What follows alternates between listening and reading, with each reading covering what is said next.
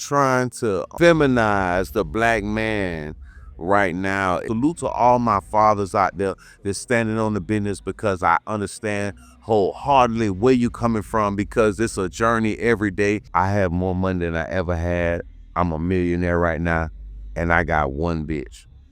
I have one piece of pussy. Dick discipline is key, and I'm gonna put that in my son's chest. The Highest Point Podcast. More than a pod, it's a lifestyle. Yo, welcome to the Highest Point Podcast. We're out here at the Ugly Money Nietzsche Music Summit, and we got none other than It's your boy Bizz Just Chill. Yeah, Bizz Just Chill. Salute to Matt, Highest Point Podcast. I seen him here working his move. He came and supported, showing so much love, so I had to come tap in. Man, what we doing? Hey, man, we going up, man. I just want to say I salute the things y'all guys doing, man, with the Trigger Alert movement, the Ugly Money Nietzsche Podcast, man. That shit is entertaining. Now, how did you guys come up with that show? You know what I'm saying? I'm so curious about the Trigger. You know what? It was super organic. We didn't have no set formula or plan. It was on some shit like some young ladies being in the studio. We put the cameras up and the lights up. We interviewed them, had fun. Or some shit like, boy, you had fun, I had fun. Let's do it next week. And from there, we just kind of build it a little bit piece by piece. So very organic. It wasn't necessarily pre-planned or nothing like that. But once we caught a little vibe, we just kept going with it. The people have been very receptive. So salute to everybody all across the country, across the nation that's rocking with Trigger Alert, Ugly Money Podcast. We appreciate y'all so much. Yo, it's so hard what y'all guys are doing. And also, you know, when it comes to being, you all platform seems pro-men point of view, allowing men to understand their worth. But when it comes to men supporting men, a lot of times they claim that's toxic masculinity. What do you got to say about that? No, you know what? Sometimes it's a voice. It's a lot of men out here right now that don't have platforms that we have, to where they could speak their opinion and really feel heard and let it resonate with the people a certain type of way.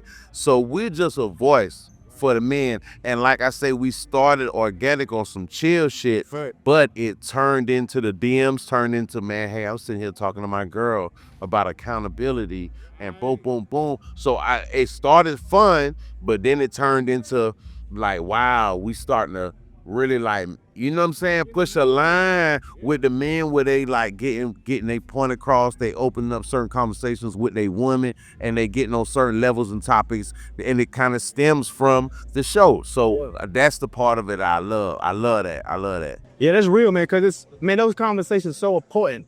And a lot of times people try to push men voices down. You know what I'm saying? Like, because if you say we got stronger voices, we got deeper voices, and they'll try to make that seem as if you need to act feminine to be heard. But that's not the way. Listen, brother, what you just said is a key point.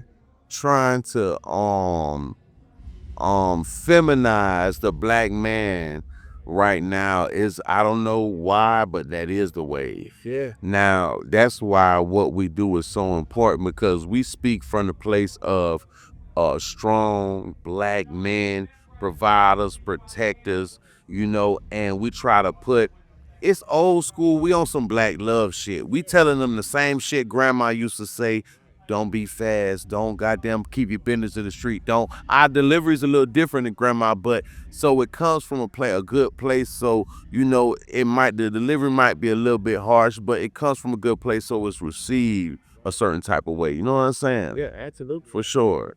Now, do you have any kids in your? For sure. I got RIP my first son, Messiah, God bless the dead, and KJ and Kyson. I have two boys at 3 and 5. I just told them to go to bed about 45 minutes. I just told them it's time to lay their ass down and go to bed.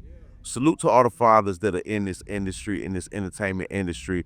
I salute y'all so much wholeheartedly, because me as a father, being in this industry, even though I have a great support system, it is very hard as far as organizing that time so they could get the time they need, financially, of course, the things they need, but still do your craft, your career, and what you do. So salute to all my fathers out there that's standing on the business, because I understand wholeheartedly where you coming from, because it's a journey every day, and we embrace that journey. And I just appreciate all the fathers out there that stand on that business. Yes, sir, man. Fathers are needed so much in children's lives. Most of the time, like when you hear someone that really go off the rails, a lot of time the father wasn't present. The absent of the father, I'm not going to put fault on who or why, but it plays a big part in that child's upbringing and the way they carry and conduct themselves. I notice with a lot of the women that we have on the show, the women that come from a two-parent household with that consistent father in their life for their whole life, they have a different perspective. They see things different and they carry themselves a certain type of way. Not saying that the ones that don't have that don't understand and do their big one, but I'm just saying, like, I do notice the difference from that structure and that being implemented in the household. Now, no, we knowing what you do, talking from a man perspective, what is something, your top 3 things that you want your sons to get? You know what I'm saying? When it comes to this being a man. Let me tell you something. Number 1, you are a great interviewer. Oh, thank you, sir. The way you conduct your interviews and you running your questions right now, I love how your flow. You doing your shit. Whatever your thing is, keep doing it because it's working. Yes, sir. Now, something I want my son to know is that I want him to know that I love him no matter what he's doing. I want him to know he's supported in whatever endeavors he choose to partake and fuck with, and none to my like he just need to know he's got that support system. I need him to understand that you have to be a man. And when I say be a man, accountability is key, and the way your actions and the things you do are key. So you know, we don't got to be perfect, but you got to be man enough to accept when you're wrong and change when that's not the right way. You know what I'm saying? So also money management is key. That my sons are a little bit younger right now, so I can't really give them that one yet. So I could give them it to a certain extent, but they got to get a little bit older. But what did I just say? Money management. What I went before that, I want to do one more: accountability, and dick discipline. When you have dick discipline, you are able to all right, I'm gonna go from a different perspective. When you don't have it, that will be that downfall. And sometimes, men, we chase things because we're very superficial. Men, we don't transactional date like women. Women, they look and say, man, who make more money? Who sections? Who bottles? What he do? As men, we just look, see shit like it. Right. You know, so dick discipline is very key because you can get caught up as far as just chasing women, chasing the wrong things as opposed to being focused on your goals and the things you're trying to accomplish and attracting the right women for you in your circumstance. So dick discipline. Yeah. I didn't say it first, it's number 3, but dick discipline is key, and I'm gonna put that in my son's chest. And like I say, they're 3 and 5, they're a little bit younger right now, but once they get to that level, I can really tell them, like, man, don't be chasing these hoes and this pussy out here. Chase your goals, your dreams, and your focus and your accomplishments, and it will attract the type of woman that you want to have in your life, if that makes sense. It makes all this sense. Everything else will fall into place. I don't even want to follow up after that because that's so true. Dick discipline is a major thing. Like, because you can lose sight and lose so many opportunities. What's so crazy as we watch with the Shannon Sharps of the world, dick discipline. P. Diddy, dick discipline. Motherfuckers they're falling weak. And we all do. Yep. We all do. But that seems to be the downfall when you put that out for men in general, common, white, black, indifferent. Dick discipline. It be that one bitch that fucked the nigga up. He was doing everything he was supposed to do. He had this certain bitch he wasn't supposed to be with. He knew the bitch wasn't shit. She was some pretty fine little shit, but this bitch ain't shit. I'm above that.